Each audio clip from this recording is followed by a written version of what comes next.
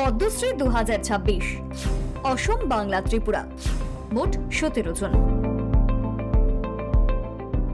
অসম থেকে চলতি বছরে পদ্মশ্রী সম্মানে ভূষিত 5 জন বরেণ্য ব্যক্তি, যথাক্রমে ভাস্কর্য শিল্পী নুরুদ্দিন আহমেদ, লোকশিল্পী পখিলা লেকথেপি, কৃষি ও রেশম ক্ষেত্রের গবেষক ডক্টর যোগেশ দেউরি, সরকারি সেবার জন্য কবীন্দ্র পুরকায়স্থ, কলাক্ষেত্রে অবদানের জন্য হরিচরণ শইকিয়া, গুয়াহাটির কাহিলিপাড়ার বাসিন্দা প্রখ্যাত ভাস্কর্য শিল্পী ও যশস্বী কলা নির্দেশক নুরুদ্দিন আহমেদ দীর্ঘদিন ধরে শিল্প সাধনার মাধ্যমে সমাজ জীবনকে সমৃদ্ধ করে চলেছেন। পদ্মশ্রী সম্মান পাওয়ায় স্বাভাবিকভাবেই তিনি আপ্লুত। মানে এটা আনন্দ, আৰু এইটো আজি সঁচা ভাবিব নোৱাৰা এটা আনন্দ, আৰু ভাষাৰে হেৰি কৰিব নোৱাৰে।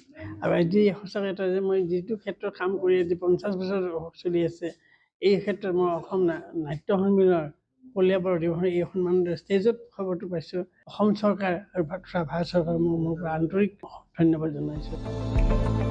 কার্বি আংলংয়ের বরেণ্য লোকশিল্পী পখিলা লেকথেপিকেও পদ্মশ্রী সম্মান। দীর্ঘদিন ধরে কার্বি লোকসঙ্গীতের পাশাপাশি অসমিয়া গানেও কণ্ঠ দিয়ে তিনি সকলের মন জয় করেছেন।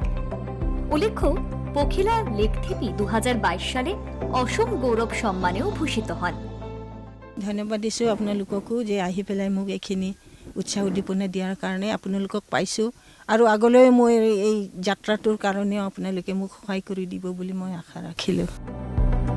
কৃষি ও রেশম শিল্পের গবেষণা এবং বিকাশের ক্ষেত্রে গুরুত্বপূর্ণ অবদানের জন্য পদ্মশ্রী সম্মান ডক্টর যোগেশ দেউরিকে। 2023 সালে তিনি অসম গৌরব সম্মানেও ভূষিত হয়েছিলেন।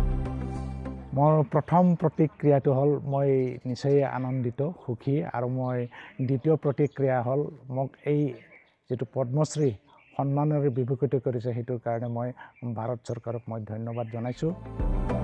এদিকে সরকারি সেবার ক্ষেত্রে অসামান্য অবদানের স্বীকৃতি হিসেবে মরণোত্তরভাবে পদ্মশ্রী সম্মানে সম্মানিত প্রাক্তন কেন্দ্রীয় মন্ত্রী কবীন্দ্র পুরকায়স্থ।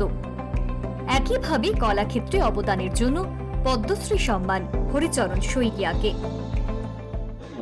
এইটো পৰিৱৰ্তনটো ঘটিছে, ভালেই লাগিছে, ভাল লাগিছে, আৰু সেইবাবে আপোনালোককো দৰ্শন পাইছোঁ, মই সেইটো বেছি ভাল পাইছোঁ। সত্ৰীয়া সংস্কৃতি মোৰ বাল্যবিলাক যিবিলাক ছাত্ৰ ছাত্ৰী বৰ্তমানো আছে, তেওঁলোকক মই আশা কৰিছোঁ তেওঁলোকে এই সত্ৰীয়া সংস্কৃতি অধ্যয়ন কৰি। পশ্চিমবঙ্গ থেকে চলতি বছরে পদ্মশ্রী সম্মানের তালিকায় 11 জন। শিল্পকলায় বিশেষ অবদানের জন্য স্বীকৃতি হিসেবে এই সম্মান অভিনেতা প্রসেনজিৎ চট্টোপাধ্যায়কে। সাহিত্য, চিকিৎসা এবং সমাজসেবার ক্ষেত্রেও বাংলার একাধিক বিশিষ্ট ব্যক্তি রয়েছেন এই তালিকায়।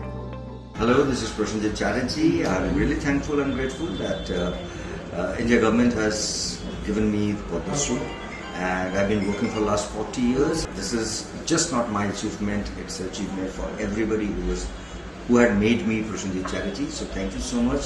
ত্রিপুরা থেকেও চলতি বছরে একজন পদ্মশ্রী সম্মানে ভূষিত।